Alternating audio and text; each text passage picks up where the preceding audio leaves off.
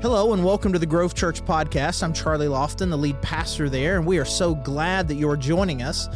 Whether you are a member and you're just catching up on a sermon that you missed, or you're someone who's brand new, we are really glad that you are joining us.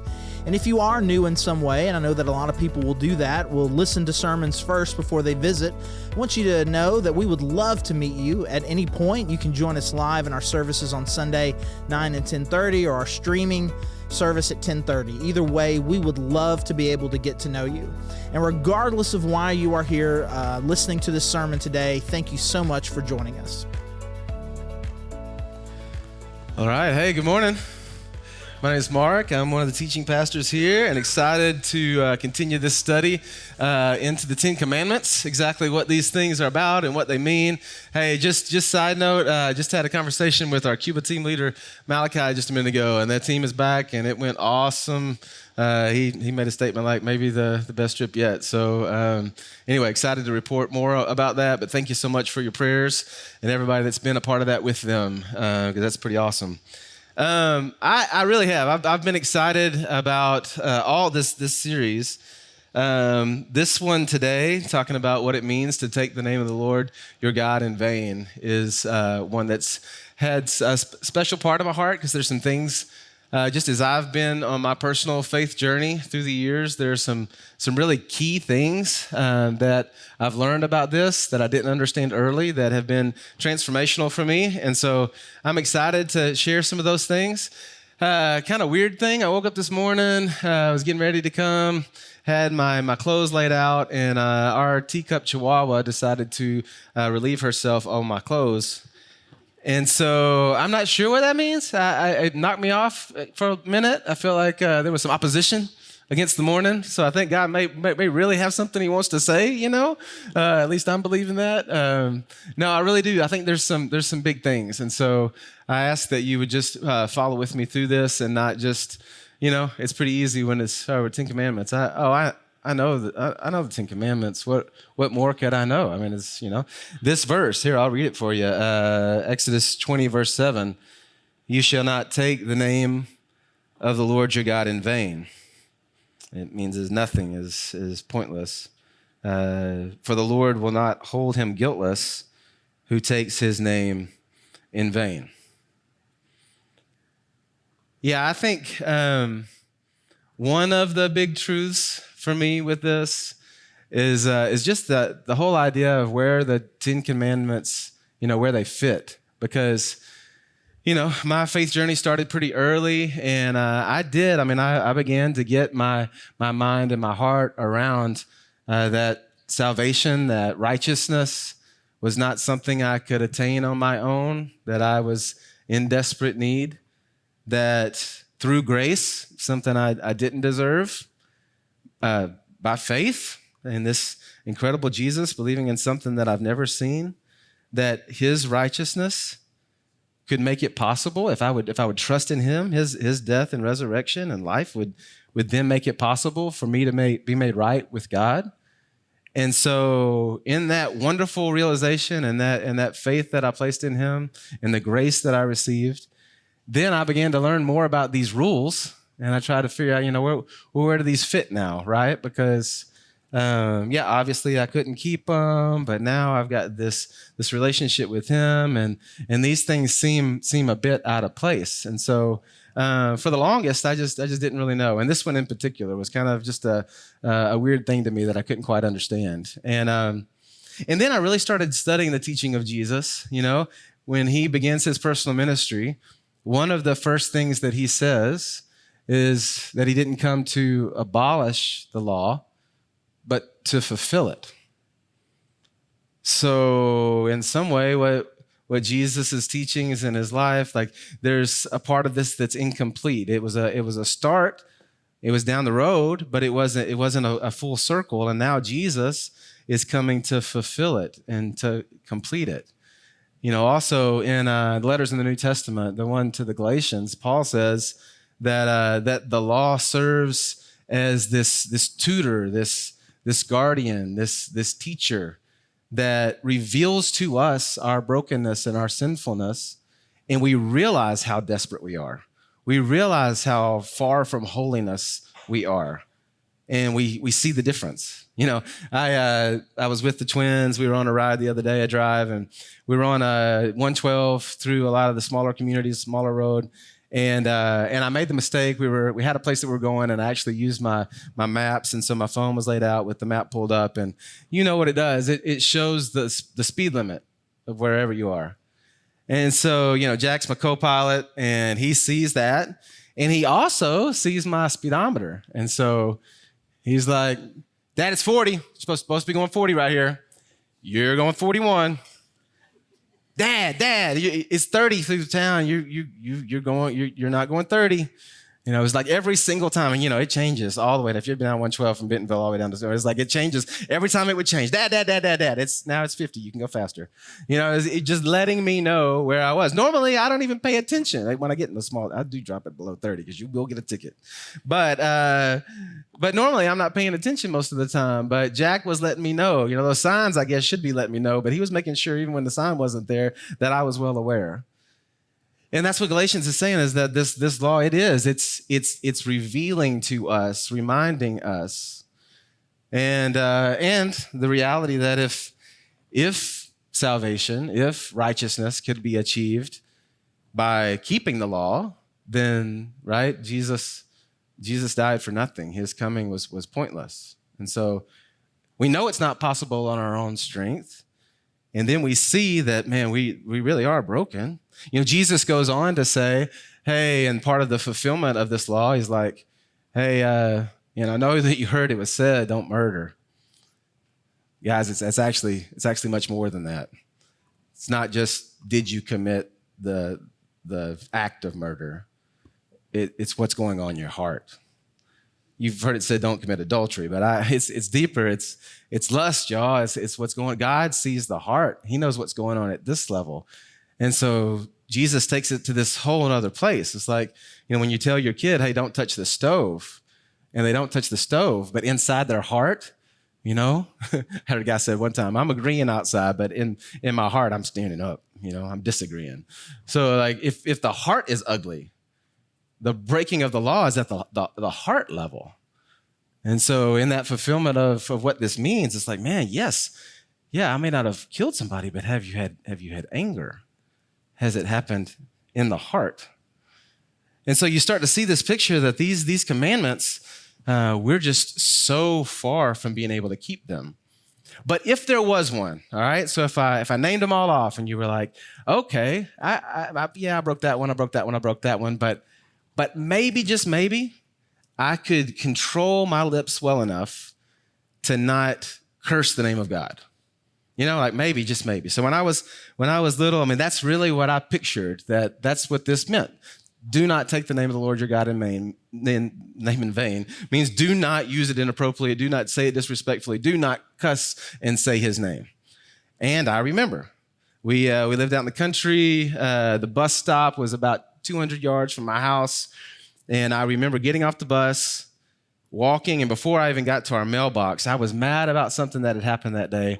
I don't remember whether it was subconsciously or verbally that I did it, but I remember saying his name disrespectfully and immediately being convicted because I thought that's the fullness of what this meant.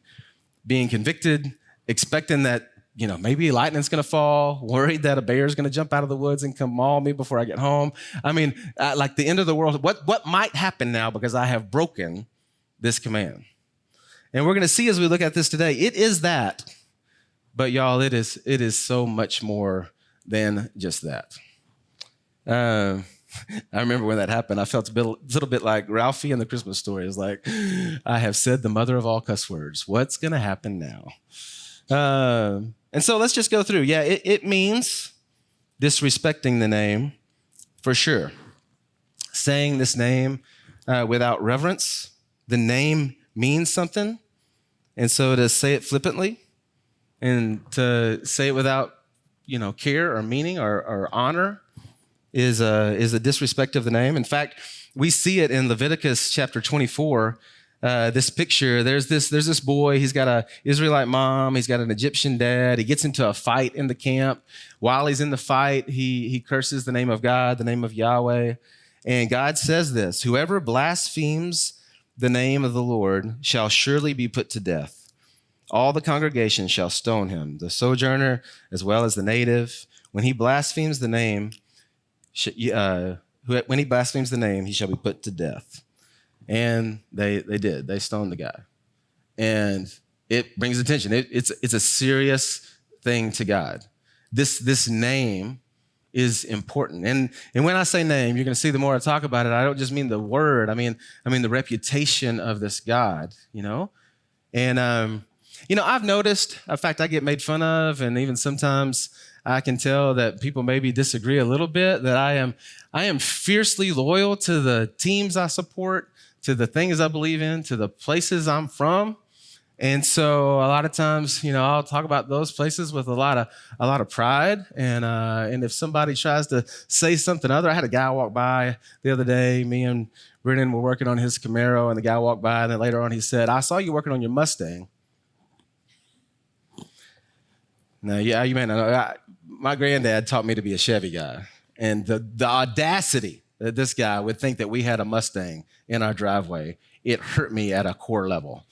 Like, man, I'm gonna have to. And Terry's like, no. But then, also, our boys, they wrestle. The twins are getting ready to be in a wrestling club. The older boys wrestled on this one team, and there is a rival team, and we don't like the rival team. Anything about the rival team? I've heard there's nice people over there, but I don't believe it because they're on the other team. And then they wrestled all the way up through, youth, and then into high school, they're still wrestling. And I just, I got my team. Terry says the other day, hey, maybe the twins should go practice with them. We've had the worst fight we've had in years. What are you talking about? We're going to go wrestle with them. Of course we're not going to go wrestle with them. To me, the name and the things that that matter to us, they matter to us. If God's name and us being on his team, if that matters, then we're fiercely loyal. The name means something. I've said we're from this little town, DeQueen. DeQueen means nothing to you, but to us, man, it means something.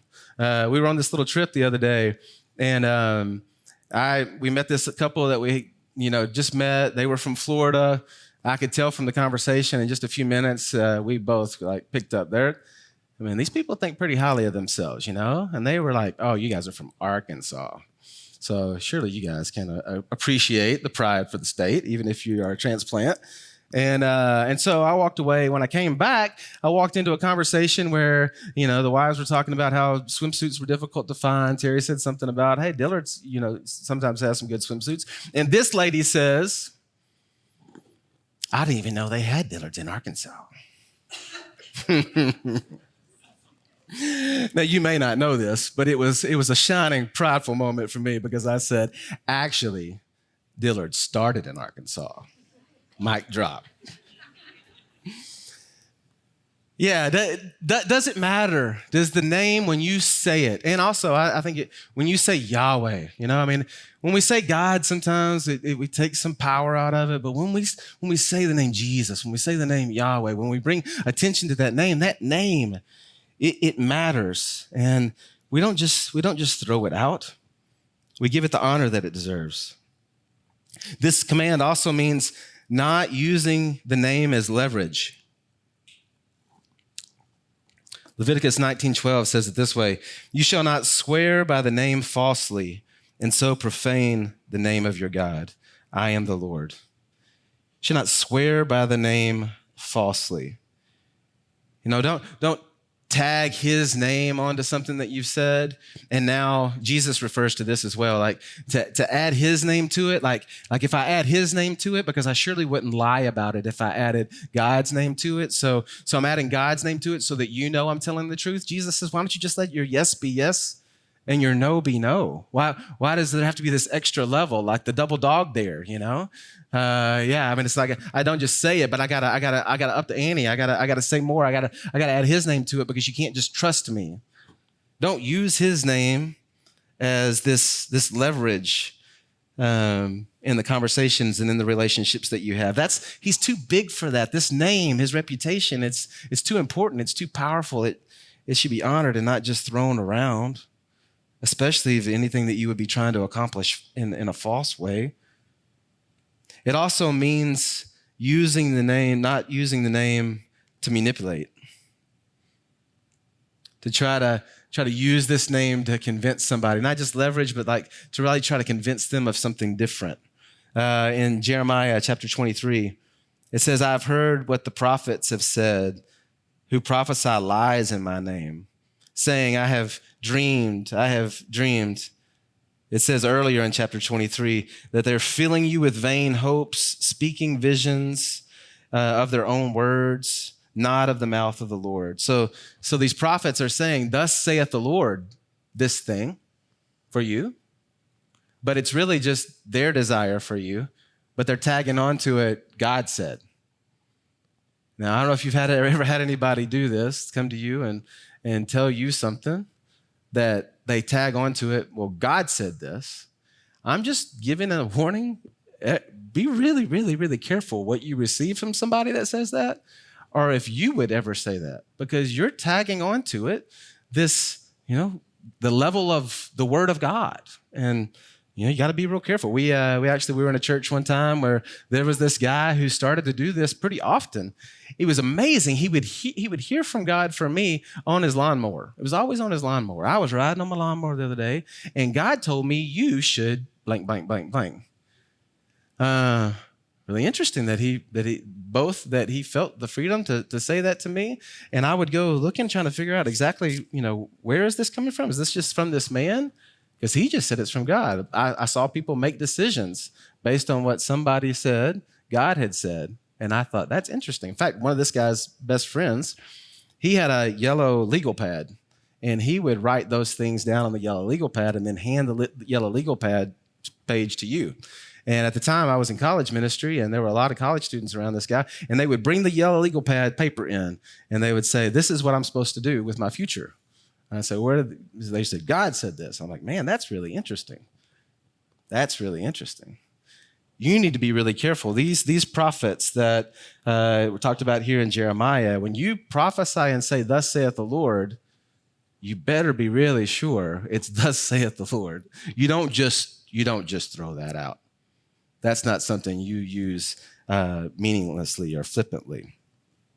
But then I think the biggest one for me, and this is the one I was talking about earlier that really shook me a bit, is the idea of taking the name and his name, meaning his reputation. That's really what we're talking about when we're talking about his name.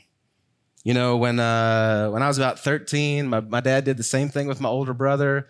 He did this with me. I've done this with our older boys. But the twins and I will have this conversation at some point. When we got old enough to be out and about on our own and to do things that might shed poorly on the name of our family, my dad, in this small community where he had worked really hard, that our name meant something and could be respected and trusted, he would sit us down and say, son, now you're going to take this name, and I'm not going to be with you all the time, and you're going to be out and about, and wherever you go, you take the name. Son, protect the name. Live in such a way that when people think about that name, they believe they can trust it because it's trustworthy. Do right by this name. When we see take the name and don't take it in vain, it means take this name and this reputation that we have as children of God and treat it with honor. Represent him as he truly is, which we could all agree. I mean, out there, and out there close, his reputation seems to always be in question. And a lot of things that have been communicated about who Jesus is, about how this God works, how he deals with us, I hear things all the time like, where did that come from? That's not true about the Jesus that I follow. Seems like a lot of my conversations are that way, where somebody will tell me the reasons why they have trouble with God, the reason they have trouble with Jesus, and when they finish, I'm like, but that's not true. Where did that come from? He's been represented inappropriately. It's a big deal. When Terry married me and she took my name, she took this name in the same way. Now there's a responsibility in her life to also carry that name well. When we chose to follow Jesus and we took the name, it means something. Exodus 19, just to give you this picture, this is just before the Ten Commandments, or actually when Israel's still in Egypt, and these different plagues are coming down upon Egypt. And each one of these plagues is targeted towards one of the deities that the Egyptians worshiped. And so God is bringing not just down Egypt. He's not just setting the people free. It's not just about for their good, although they get some benefit of being set free. He's leaving no doubt that these other gods are small and he is big. And there's not even any competition. And so he says to Moses to say to Pharaoh, it's for this purpose, Exodus chapter 9, verse 16, it's for this purpose I have raised you up, to show you my power, so that my name may be proclaimed in all the earth. What's going on in the story? Man, I raised you up so that my name will be proclaimed in all the earth. What's happening in these moments is I'm identifying who I really am. And so the whole world can know that Yahweh is the true God. You know, also, we talked about this a little bit last week, but when Israel makes the golden calf and God sees what they've done, he says, man, I think we're just going to destroy it. It's over. Look at them. Look at what they've done. And Moses argues and pleads for God to have mercy on Israel. And this is what he says in Exodus 32. Look how it begins. Why should the Egyptians say? This is the way that Moses makes the plea that God would relent from destroying them. Why should the Egyptians have the right to say, with evil intent did he bring them out, to kill them in the mountains and to consume them from the face of the earth? God, turn from your burning anger and relent from this disaster against your people. Remember, God, remember Abraham, Isaac, and Israel, your servants, to whom you swore by your own self and said to them, I will multiply your offspring as the stars in the heaven, and all of this land that I have promised I will give to your offspring, and they shall inherit it forever. And the Lord relented from the disaster that he had spoken of bringing on the people. Do you ever pray like that? Or look at the circumstances and the things that are happening around you and in the world and your life and consider the name. Consider the reputation. Consider what God might be doing. Praying according to that. That God, I want this to happen, but I know it's bigger than just his good, my good, their good. That's part of the story. But in this story of Israel being set free, it's a lower tier part of the story.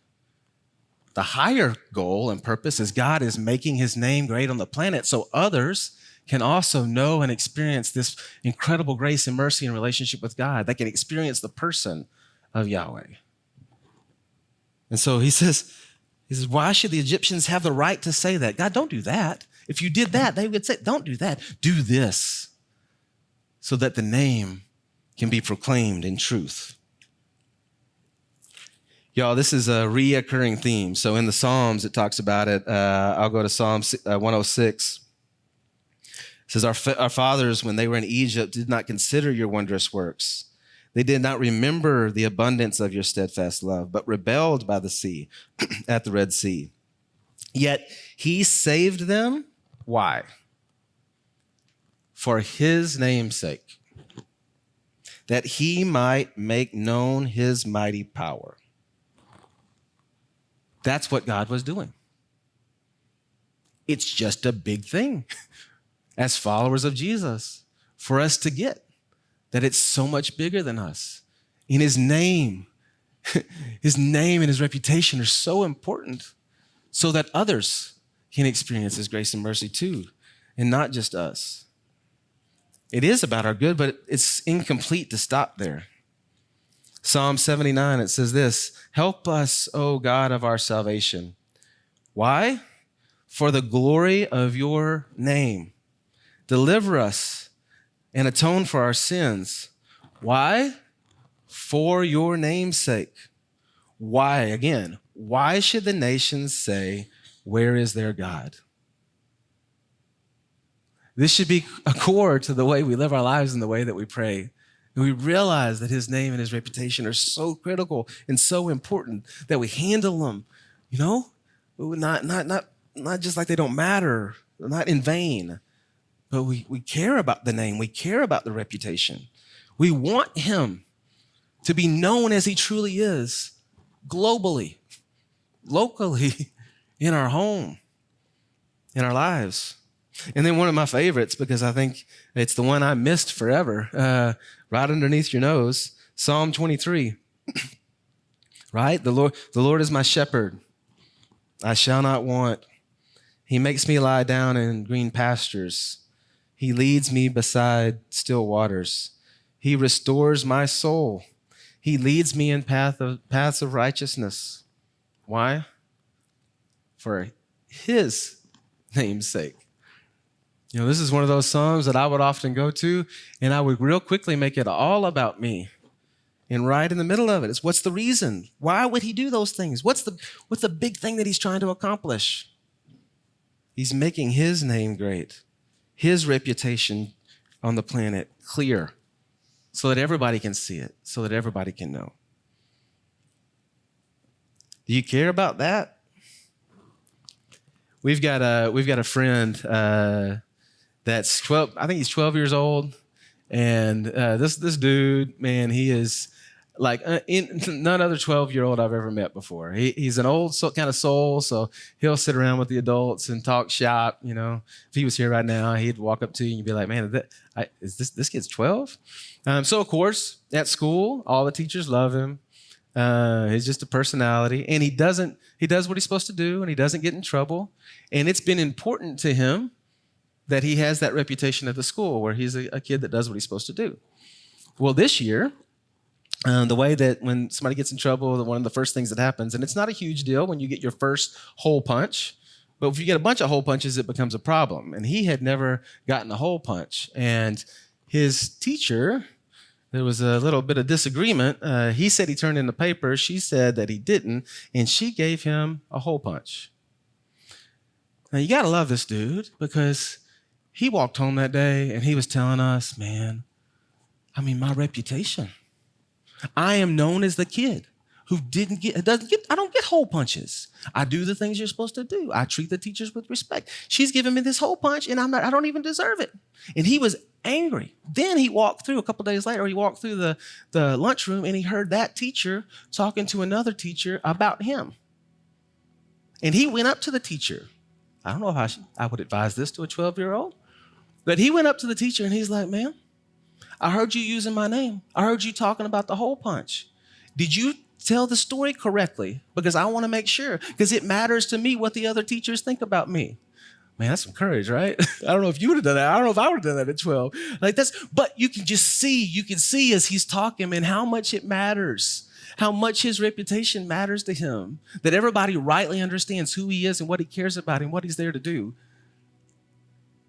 Y'all, do you care at that level about our God and about our Jesus and what's said about him, what your life communicates about him? I told you last week I've got this summer to have a few weeks of sabbatical, kind of step back a little bit and think about things and some deeper time with the Lord. And one of the big things that's kind of emerged from that is just kind of a resurgence of vision, I guess, and some passion. And it really does center around this, because it really does feel like there is a lot of miscommunication out there, a lot of false narratives about who this Jesus is. And what are we doing? What are we doing here? What are we trying to accomplish? One, to really actually know who he is and how he deals with us and what it means to follow him. But then also to help others understand that, not just by the words of our mouth, by the way we live our life, by the way we care for them, to rightly honor the name, our Jesus. So if it's cool with y'all, I'd just like to pray that God would light that fire in us. Father, I